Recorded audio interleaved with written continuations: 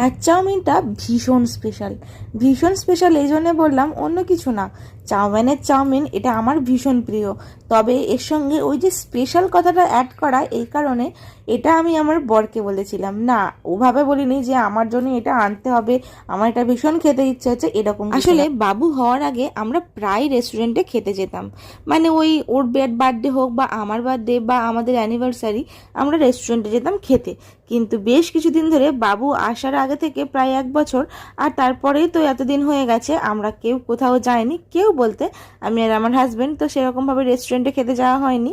আর চাউমিনটা মানে যেটা মিক্স চাউমিন হয় আমার ভীষণ প্রিয়। আর যতই বলো রেস্টুরেন্টে গিয়ে খাওয়ার কিন্তু মজাটাই আলাদা। যেহেতু যাওয়া হয় না, তাই সেদিনে আমি ওকে এটা বলেছিলাম যে আমার না ওই অনেক দিন ধরে চাউমিন খেতে ইচ্ছে হচ্ছে, তাও আবার ওই চাউমিন। তো আমাকে আমার বর বলেছে তাহলে চলো একদিন যাওয়া যাক, আমাদের বাড়ির কাছেই তো।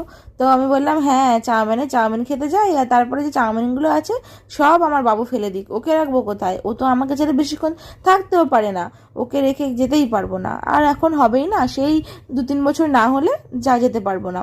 তো সেখানেই কথাটা বন্ধ হয়ে গেছিলো। আমি ভেবেছিলাম আমার মতোই আমি যখনই ওকে সারপ্রাইজ দিই পুরো ব্যাপারটা অ্যাভয়েড করি, ও তাই করে। তো তারপরে সন্ধ্যাবেলা যখন ও অফিস থেকে আসে দেখছি হাতে করে প্লাস্টিকে করে নিয়ে আসছে এই চাউমিনটা। যেহেতু ওর যে দোকানটা আমাদের বাড়ির বেশি দূরে নয়, আর অনলাইনে অর্ডার করাই যেতে পারে, তাও ও ওখান থেকে কিনে নিয়ে এসেছিলো। ঠিক সেই কারণেই এই চাউমিনটা আমার কাছে ভীষণ স্পেশাল।